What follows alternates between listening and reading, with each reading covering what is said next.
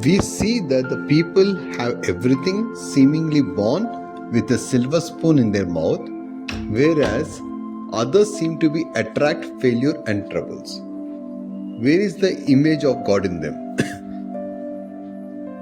The power of spirit lies within each one of us. The question is how to develop it. If you follow the lesson in the experiences, you are bound to find the result that you are seeking. In the past, you may have disappointed that your prayers were not answered, but don't lose faith. In order to find out if prayers work or not, you must have in your mind an initial belief in the power of prayer. Your prayers may have gone unanswered because you choose to be a beggar.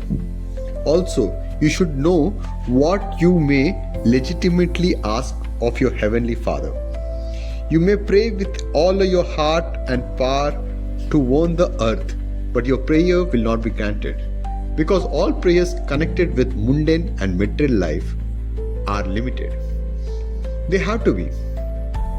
God will not break His laws to satisfy whimsical desires.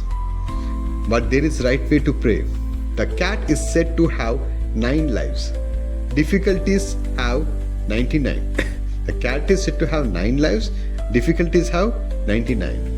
You have to find the one sure way of killing the cat of difficulties. The secret of effective prayer is to change your status from the beggar to the child of the God. When you appeal to Him from that consciousness, your prayer will have both the power and the wisdom. In willpower lies the germ of success.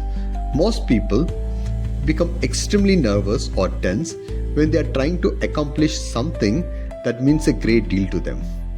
Anxious, nervous actions don't draw the power of God. Anxious, nervous actions don't draw the power of God, but continuous, calm, powerful use of the will shakes the forces of creation and brings a response from the infinite God. The germ of success in whatever you want to accomplish is in your willpower. Will that has been badly battered by difficulties becomes temporarily paralyzed.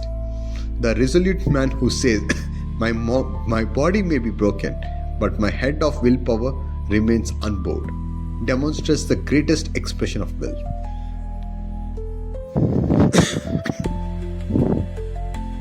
Willpower is what makes you divine. When you give up using that will, you become a mortal man. Many people say we should not exercise our will to change conditions, lest we interfere with God's plan. But why would God give us will if we are not to use it? Some fanatic man said that he did not believe in using willpower because it developed the ego.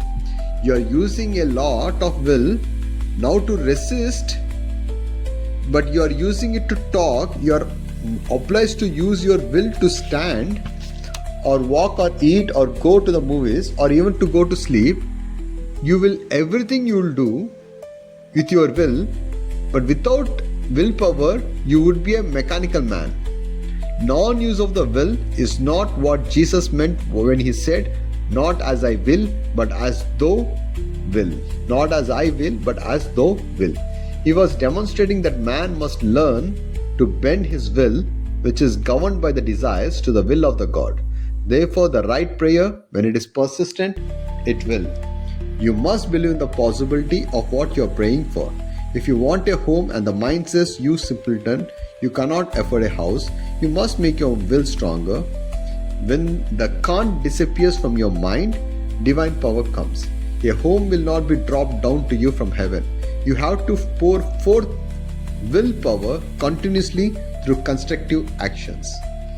So when you persist refusing to accept failure, the object of will must materialize. You need to have practice till you recognize your self-awareness. Till recognition, you need to keep on keeping the efforts and the use of the willpower. And once you recognize your true nature, there's no free will, there's no destiny. It all happening. It is you, awareness.